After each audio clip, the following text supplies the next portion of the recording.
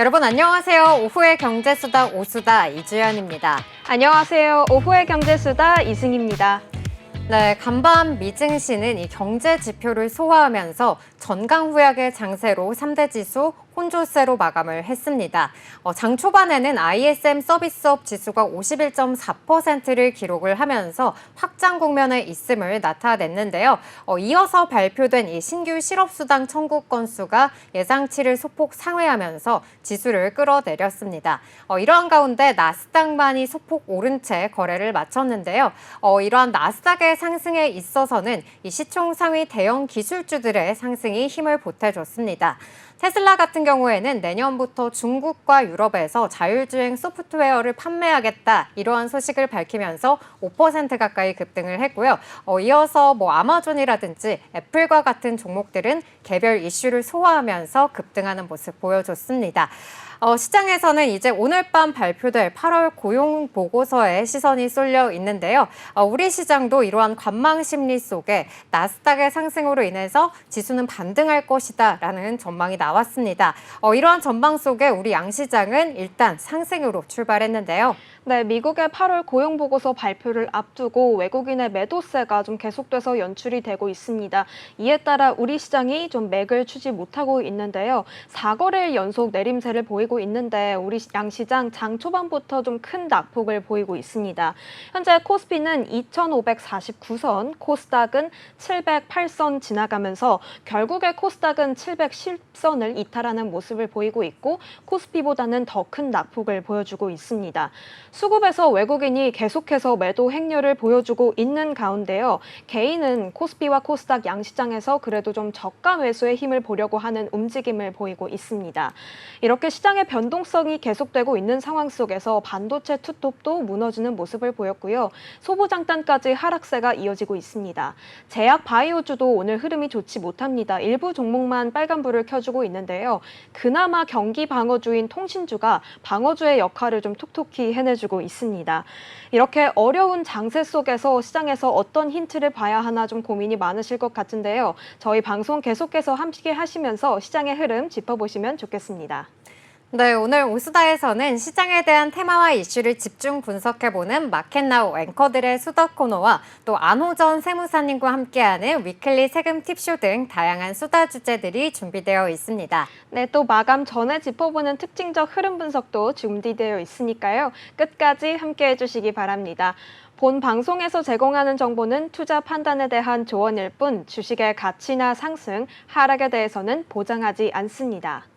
네, 그럼 오후의 경제수다 오수다 본격적으로 출발해보기 전에 오늘 우리 시장에서 어떠한 종목들이 투자자들의 뜨거운 관심을 받았는지 알아보는 시간이죠. 이 시각 특징주 시황센터 연결해서 알아보겠습니다. 김희주 캐스터 나와주세요. 네, 시청자 여러분 안녕하세요. 이 시간 특징주 탑5 시간입니다. 오늘 시장에서 인상적인 흐름 보인 5가지 종목 모아서 알려드릴 건데요. 먼저 첫 번째 종목입니다.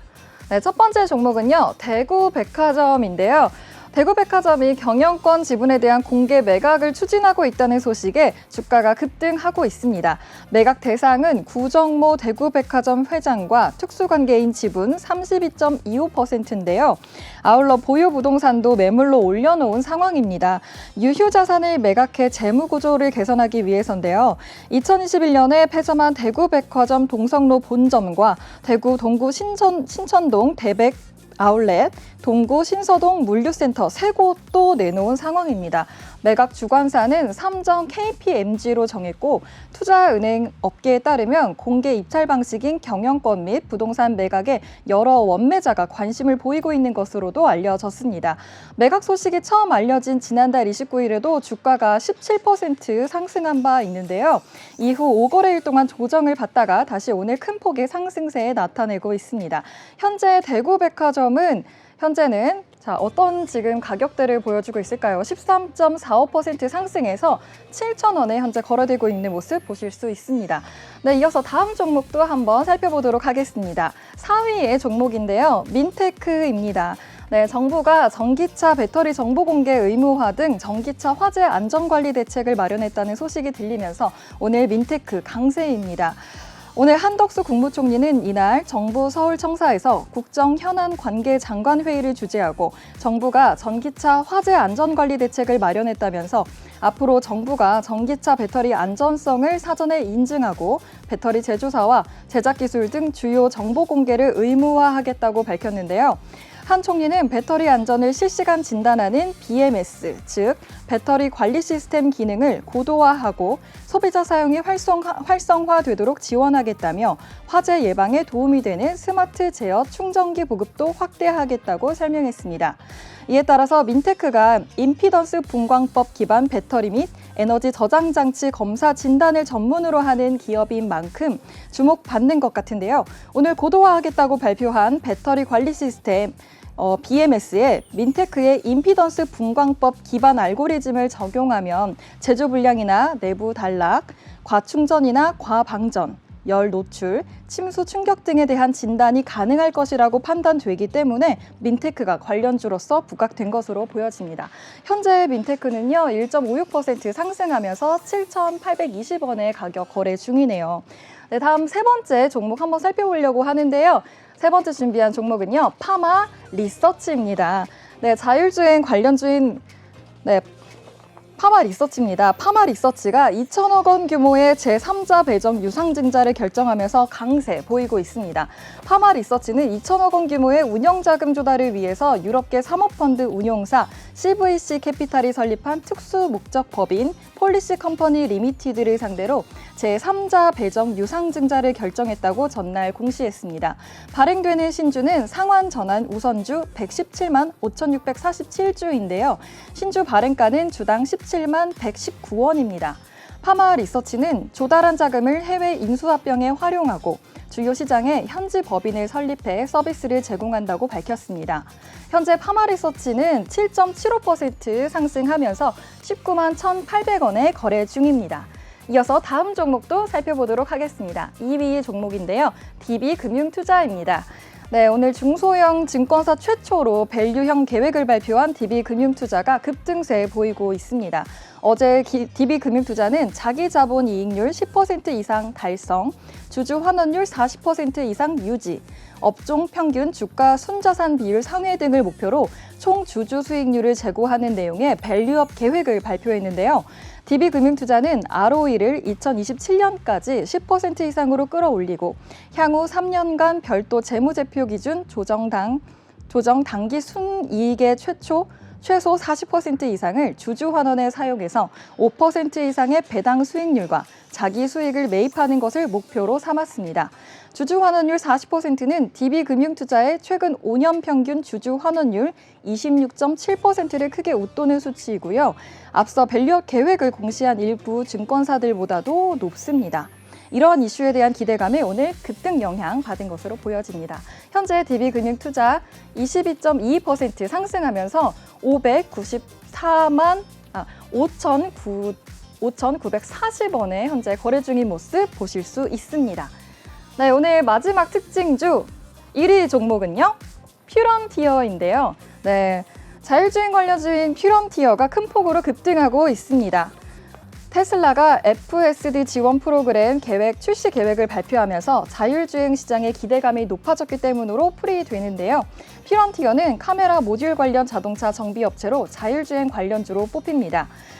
미국 전기차 기업 테슬라가 완전 자율주행을 목표로 한 소프트웨어 풀 셀프 드라이빙 FSD를 유럽과 중국 시장에도 출시할 계획이라고 소식을 발표했습니다. 카메라를 제조 공급하고 있는 퓨런티어가 관련주로서 긍정적인 영향 받았는데요.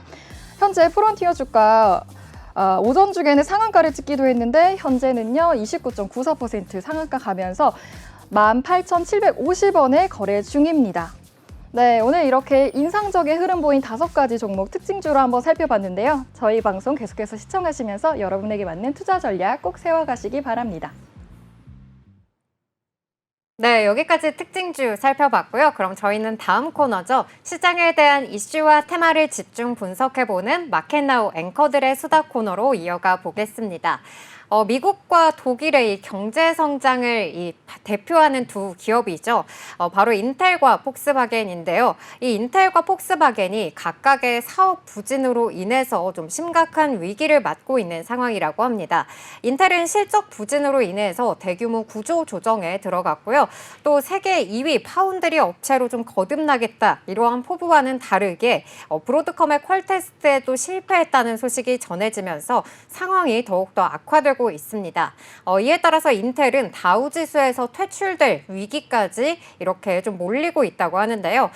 한편에 또 폭스바겐은요, 이 중국 시장에서 자동차 판매 부진으로 수익 악화와 구조조정이라는 이러한 두 가지 큰 역경에 직면을 해 있습니다. 중국의 비아디가 치고 올라오면서 올해 상반기 폭스바겐의 중국 내 판매량은 134만 대로 3년 전과 비교했을 때 25% 이상 줄어들었다고 합니다. 이렇게 글로벌 공룡 기업들이 어려움을 겪으면서 좀 이렇게 휘청이고 있는 현실이 더 이상 대마불사가 통용될 수는 없다. 이러한 모습들을 보여주고 있는데요. 4차 산업혁명이 가속화될수록 이렇게 기업들의 생존 수명이 짧아지고 있다고 합니다.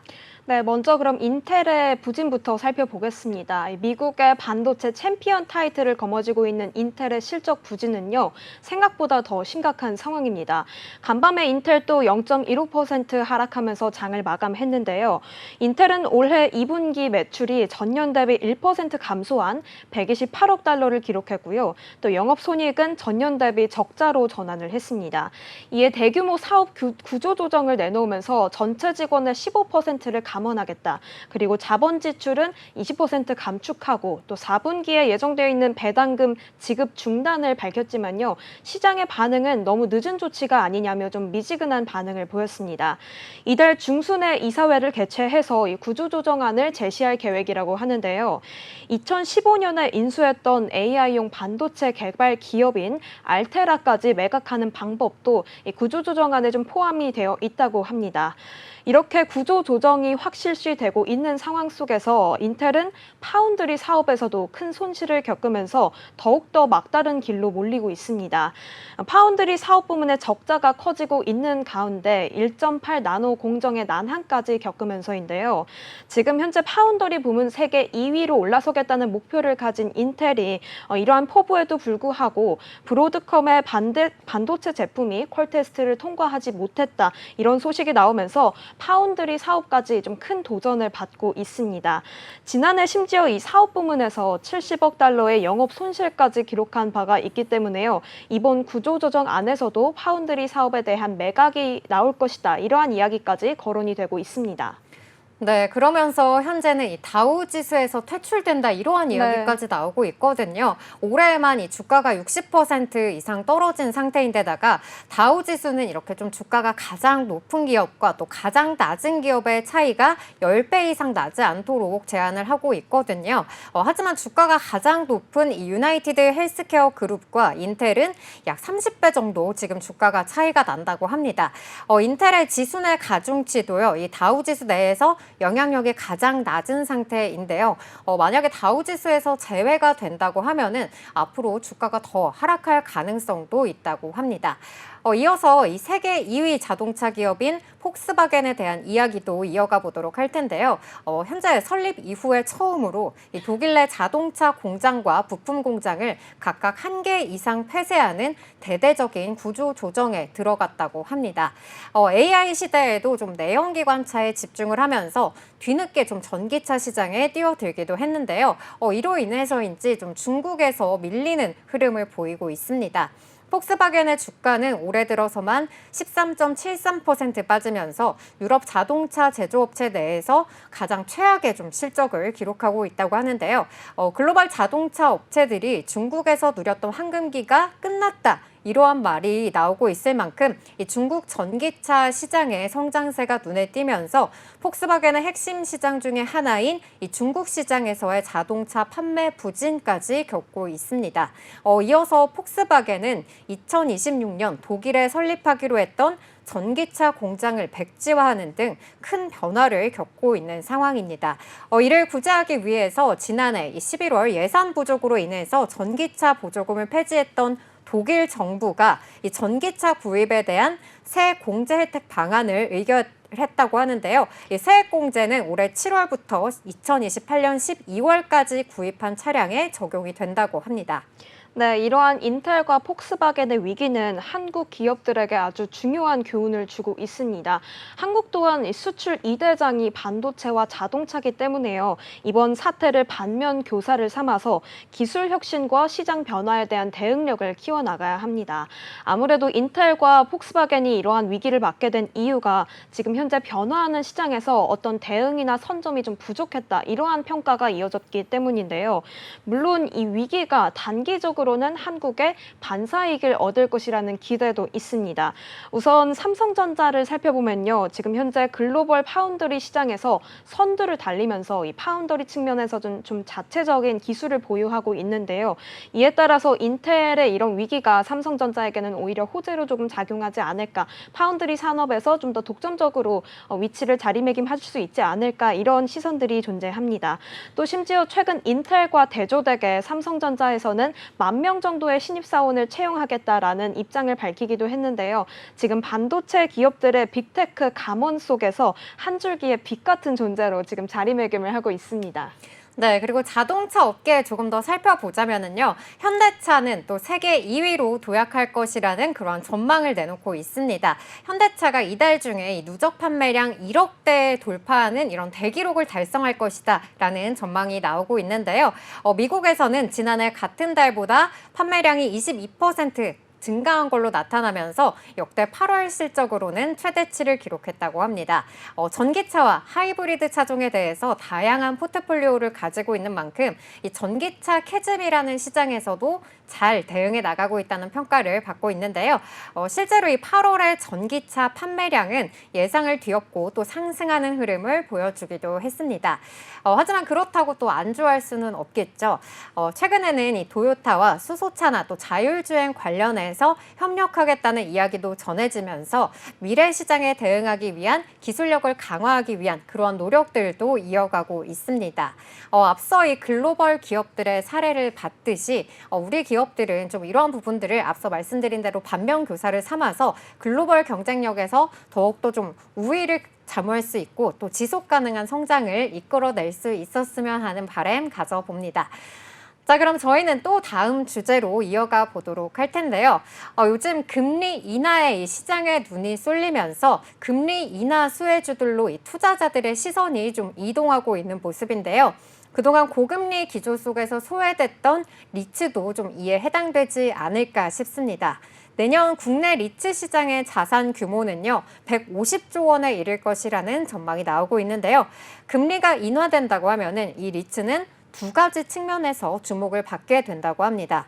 첫 번째로는 이 리츠는 부동산 자산에서 발생하는 임대 수익과 배당을 기반으로 하는데요. 금리가 낮아지면 이 대출 비용이 줄어들기 때문에 리츠가 보유한 자산의 가치가 상대적으로 상승할 수 있게 됩니다. 그리고 이에 따라서 배당 수익이 좀 매력적으로 보이면서 투자자들의 관심이 높아지는 겁니다. 두 번째로는요, 이 금리가 인하되면은 안전자산인 채권이나 또 예금의 수익률이 하락하게 되는데요. 이때 리츠의 배당 수익률은 또 안정적인 대체 투자처로 주목을 받게 되는 겁니다. 네, 이 금리 인하 외에도요, 리츠 성장을 이끄는 데에는 정부의 정책적인 지원도 힘을 보태주고 있습니다. 지금 현재 국내에서 리츠 활성화 방안과 관련된 정책이 통과될 경우에는요, 내년 자산 규모 150조 원에 달성하는 데 좀 도움이 될 것이라고 합니다. 뿐만 아니라 현재 국내에서는 리츠 투자를 장려하기 위해서 다양한 세액공제 혜택이 이뤄지고 있다고 합니다. 우선 3년 이상 리츠 주식을 보유할 경우에 배당금에 대한 9.9%의 분리과세 혜택이 주어지고요. 또 금융소득 종합과세 대상자도 이 혜택을 수여할 수 있다고 합니다. 하지만 이 리츠 시장이 선진국처럼 보다 더 커지려면요. 그래도 혜택이 조금 더 강화돼야 한다는 의견이 나오고 있습니다. 양도세 과세 이연이나 또 취득세 할인과 같은 혜택이 이에 해당되는데요. 우선 미국과 같은 경우에는 리츠가 부동산을 매각할 때 양도세 과세를 이연해주는 제도를 운용 중에 있습니다. 있습니다. 뿐만 아니라 일본 또한 리츠가 취득하는 부동산 취득세를 감면해주고 있는데요. 이렇게 좀 이러한 노력들에 있어서 글로벌 시장에서도 이 리츠 시장이 점점 더 활성화가 되고 있습니다. 특히 미국 리츠 시장 같은 경우에는요, 이 1조 원이 넘는 달러 규모로 글로벌 리츠 시가총액의 70% 이상을 차지하고 있는 정도로 세계 최대 리츠 시장에 해당하고 있습니다. 현재 총 14개의 다양한 섹터에 걸쳐서 190개 이상 상장 리츠가 운영되고 있는 상황 속에서요, 이 입지를 점점 더 키워나갈 것인데, 게다가 금리 인하에 가장 직접적으로 수혜를 받을 것으로 주목이 되고 있는 상황 속에서 이 규모가 더욱더 커질 것으로 예상이 되고 있습니다. 이렇게 리츠 시장이 계속해서 우상향 그래프를 이어나가고 있는 상황에서 이 국내 우리 리츠 시장도 뒤따라 가야 하죠. 또 이에 따라서 맞춰서 포트폴리오 확대나 재편을 하면서 좀 시장 활성화에 발맞추고 있다고 하는데요. 네, 우선 대표적으로는요, 이 SK 리츠와 롯데 리츠를 꼽아볼 수가 있겠습니다. 이 두 리츠는 좀 각기 다른 전략으로 리스크를 분산시키고 있고요. 또 안정적인 수익을 창출하고자 노력하고 있습니다. SK 리츠는 이 리츠주 가운데서 시가총액이 가장 높은데요. SK 리츠는 오피스나 수처리 센터 등을 보유하고 있습니다. 특히 이 K에너지 주유소 부지를 포함한 이 핵심 인프라 자산에 집중적으로 투자를 해왔고요. 이를 통해서 안정적인 현금 흐름을 확보하고 있습니다. 또한 SK 리츠는요, 이 신재생 에너지 자산에도 좀 관심을 기울이면서 향후 성장 가능성이 높은 분야로 꼽히고 있습니다. 연초와 비교하면은 주가가 올 1월 3,970원에서 34.3% 급등을 했는데요. 네, 오늘장에서도 2% 넘는 강세를 보이면서 5,390원 선에서 움직이고 있습니다. 네, 최근 한 달 동안에도요, 이 SK 리츠 같은 경우에는 7% 넘게 상승을 했고요. 최근 최대 1,500억 원 규모의 회사채를 발행한다는 소식까지 전해졌습니다. SK 리츠를 포함해서 이 주요 상장 리츠 10개를 묶은 KRX 리츠 탑10 지수도 같은 기간 3.7% 오른 걸로 나타났습니다. 연초 대비 코스피 상승률이 1%인 점을 감안을 한다고 하면은 이 리츠주는 시장을 좀 아웃퍼폼하는 모습을 나타내고 있습니다. 네, 한편 롯데리츠는요, 2조 3천억 원의 운용자산을 운영하는 대표 리테일 리츠입니다. 기존에 현재 주력해왔던 리테일 자산에서 벗어나서요, 오피스나 호텔 자산으로 좀 투자를 확대하고 있는데요. 이렇게 좀 다각화 전략을 이뤄나가고 있는 이유는 경기 변동에 따른 리테일 자산의 의존도를 조금 줄이고 오피스나 호텔로 좀 확산을 하면서 보다 안정적인 수익을 기대하고자 하는 이런 의도가 담겨 있습니다. 사실 고급 호텔이나 대형 오피스들은 경기 순환에 민감하지 않기 때문에 이곳에 집중 투자를 하면서 좀 안정성을 취득하려자 하는 의지가 있는데요. 최근에 L7 호텔 강남 편입을 시작으로 지금 자산이 다양해질 수 있다는 평가가 이어지고 있습니다. 이에 롯데리츠는 연초부터 주가 상승세가 보이면서 24.06%의 수익률을 나타냈고요. 이동평균선이 지금 61선 위에서 거래되고 있습니다. 오늘 롯데리츠도 상승세 이어가면서 0.53%의 상승률 보여주고 있습니다. 다음으로 삼성 FN리츠도 간략하게 소개를 해드리겠습니다. 최근 포트폴리오 확대를 발표한 바가 있는데요. 삼성화재 판교 사업의 매입을 결정을 했고 이달 내로 편입을 확정지을 계획이라고 합니다. 지금 판교 사옥은 지난 5월에 한화시스템과 100% 사용 임대차 계약을 맺은 바가 있는데 이에 따라 2029년까지 좀 안정적인 임대 수익을 기대한 바가 있습니다. 이후에도 삼성 FN리츠는 좀 핵심 지역들의 오피스 자산을 지속적으로 편입하면서요. 자산 규모는 1조 원 그리고 시가총액은 5천억 원 달성할 계획이라고 밝혔습니다. 오늘 삼성 FN리츠도 이런 리츠 시장의 활성화에 따라서 힘입어서 0.72%의 상승세를 보여주고 있습니다. 네, 이렇게 개별 리츠주뿐만 아니라요. 이렇게 좀 리츠 전반에 투자할 수 있는 상장 지수펀드로의 최근 자금 유입도 이루어지고 있다고 합니다. 국내 상장 리츠에 투자하는 ETF 가운데 규모가 가장 큰 이 타이거 리츠 부동산 인프라에는 최근 일주일간 101억 원의 자금이 유입이 됐고요. 또 코덱스 한국 부동산 리츠 인프라에는 27억 원이 유입됐다고 합니다. 이 리츠 ETF는요. 리츠에 투자하면서도 또 분산 효과를 누릴 수가 있어서 금리 인하 기대감이 커질수록 더욱더 주목을 받고 있는데요. 또 개별 리츠 종목에 이렇게 직접 투자하는 것보다는 리스크를 줄일 수 있으면서도 리츠의 배당 수익률을 활용할 수 있다는 장점이 있기 때문에 이에 따라서 이 ETF 상품의 출시가 늘어나면서 리츠 시장의 성장이 더욱더 가속화될 전망입니다. 또 하지만 이 미국의 리츠 ETF가 5% 상승을 한 동안 우리나라 리츠 ETF는 또 금리 인하에 맞춰서 신규 부동산 자산을 매입하기 위해서 유상증자를 발행했다. 이러한 소식이 전해지면서 상대적으로 약세를 보이고 있기도 한데요. 이러한 부분들까지 좀 꼼꼼하게 살펴보시면서 투자에 활용해 보시는 게 좋겠습니다. 자, 그럼 저희는 또 마지막 주제로 이어가 보도록 하겠습니다. 자, 8월 초 이 블랙 먼데이의 후유증이 계속해서 좀 이어지고 있습니다. 미국 대선이라든지 뭐 금리 인하 이러한 변수에 의해서 당분간은 증시 변동성이 좀 확대될 수 있다. 이러한 전망들이 계속해서 쏟아져 나오고 있는데요. 이러한 시장 상황 속에서 며칠간은 조금 움직임이 크지 않은 이러한 통신주들의 상승세에도 좀 눈에 띄고 있는 모습입니다. 또 증권가에서는요, 이 과도한 주가 하락으로 인해서 차익 실현 부담이 적은 종목에 주목하라는 조언도 나오고 있는데요. 이른바 좀 바닥주라고 불리던 이러한 종목들이 기지개를 펴고 있는 모습도 나타나고 있습니다. 뭐 이마트나 LG 생활건강 그리고 NC소프트 같은 종목들이 이에 해당이 되는데요. 그러면 이러한 종목들의 상승 배경과 그리고 그동안 저점을 기록했던 이유에 대해서 한번 짚어보도록 하겠습니다. 네, 먼저 이마트부터 짚어드리겠습니다. 이마트는 어제인 5일에 전일 대비 3% 오른 65,300원의 종가 형성하면서 마무리를 했습니다. 오늘은 그래도 조금 쉬어가는 흐름을 보이지만요. 2.91% 하락하면서 좀 조정을 받고 있는 모습이지만 그래도 이마트가 3분기 들어서 상승 흐름을 보여주고 있습니다. 지난 6월 27일에 장중 52주 최저가를 기록했을 때보다 현재 19% 뛴 수치라고 하는데요. 줄곧 이마트의 주가를 눌렀던 거는 유통업종의 부진과 또 이마트 자체 실적에 대한 부진 때문이었습니다. 이마트가 2분기 영업 손실을 346억 원 기록을 하면서 매출은 전년 동기 대비 3% 감소했고요. 적자를 지속해 나갔습니다. 하지만 현재 적자폭은 줄여 나가고 있다고 합니다. 향후 실적 개선이 기대된다는 평가 때문인데요.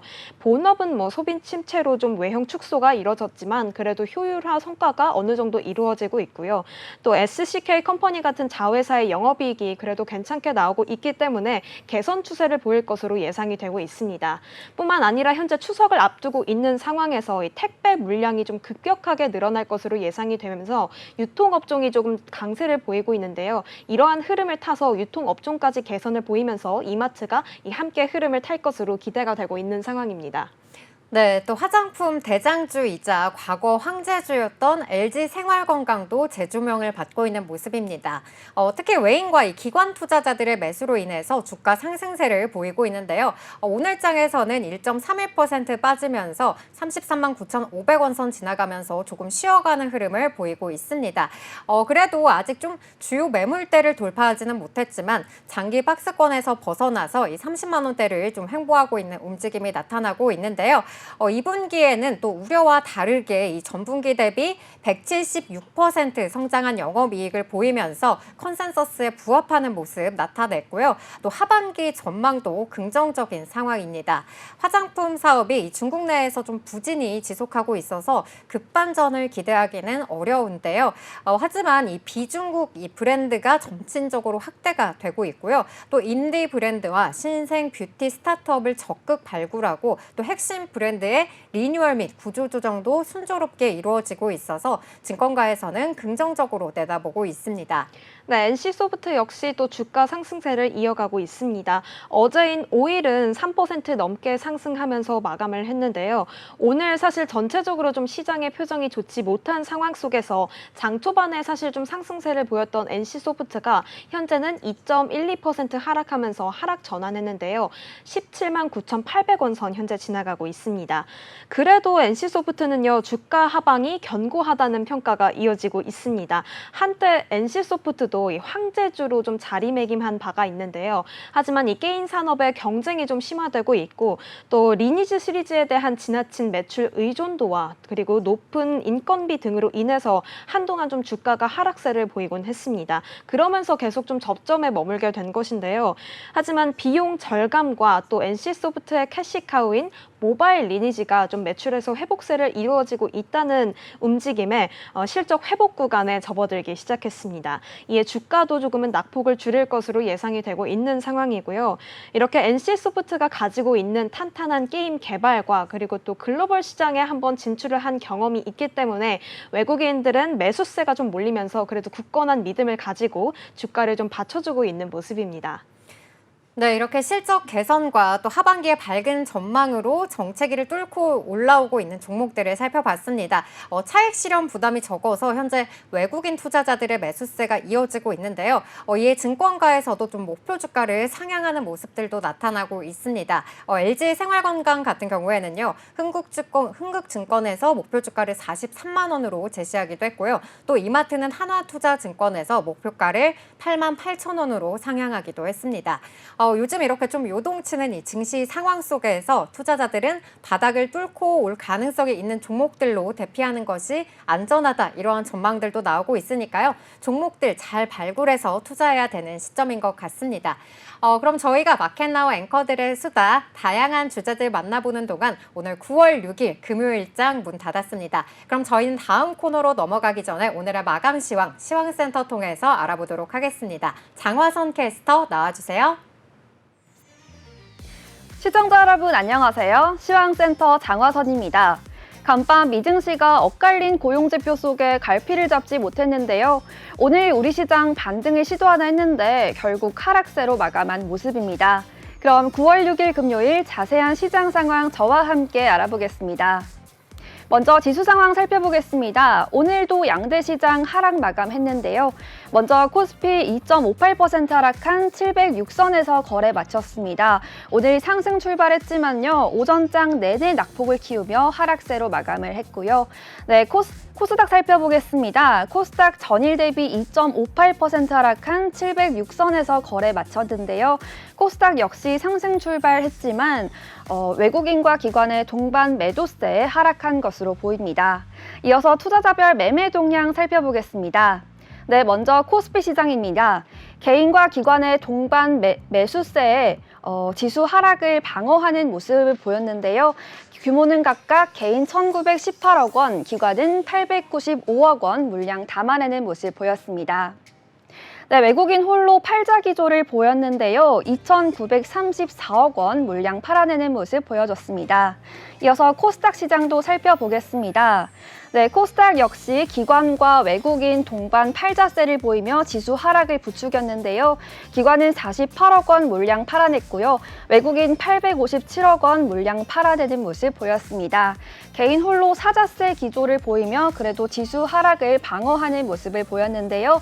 827억 원 물량 담아내는 모습 보여주고 있습니다. 시가총액 상위 종목 살펴보겠습니다. 먼저 코스피 시가총액 상위 종목 1위부터 5위입니다. 네, 오늘도 역시 혼조세로 마감을 했는데요. 삼성 바이오로직스 제외한 모든 종목들이 파란불을 켜내고 있습니다. 네, 삼성전자 어제 6만전자로 다시 내려앉았었죠. 오늘도 역시 0.14% 하락하며 68,900원에서 종가를 형성했습니다. 네, 어제 삼성전자와 엇갈린 표정을 지으면서 상승 마감했던 SK하이닉스 오늘은 하락 마감했습니다. 1.88% 하락한 15만 6,400원에서 거래 마쳤고요. 네, LG에너지솔루션 오늘은 표정이 좋지 않습니다. 3.66% 하락한 39만 5천원에서 거래 마쳤습니다. 삼성 바이오로직스 3.21% 오름세 보이며 96만 5천원에서 거래 마쳤고요. 현대차 0.66% 하락하며 22만 7,500원에서 거래 마쳤습니다. 이어서 코스닥 시장 살펴보겠습니다. 네, 코스닥 1위부터 5위까지 오늘 정말 새파랗게 질렸습니다. 알테오젠이 1.95% 하락한 30만 1,000원에서 마감했고요. 에코프로비엠 5.39% 하락해서 15만 8,100원에서 종가를 형성했습니다. 오늘 국내 2차 전지 관련주들의 표정이 좋지 않은 모습입니다. HLB 역시 2.4% 하락하며 85,400원에서 거래를 마감했고요. 에코프로 6.93% 내림세 보이며 77,900원에서 종가 형성했습니다. 네, 지금까지 시황센터였습니다. 계속 감사합니다. 네, 오늘 준비한 오후의 경제수다 5수다는 여기까지입니다. 다음 주 월요일 더욱더 시장에 가깝고 유익한 정보들 가지고 찾아오도록 하겠습니다. 네, 저희 방송 다시 보기는요, 네이버와 유튜브 채널을 통해 가능하다는 점 기억해 주시고요. 본 방송에서 제공하는 정보는 투자 판단에 대한 조언일 뿐 주식의 가치나 상승, 하락에 대해서는 보장하지 않습니다. 네, 그럼 오늘장도 고생 많으셨고요. 저희는 다음 주 월요일 오후 3시 오수다에서 다시 만나요. 안녕!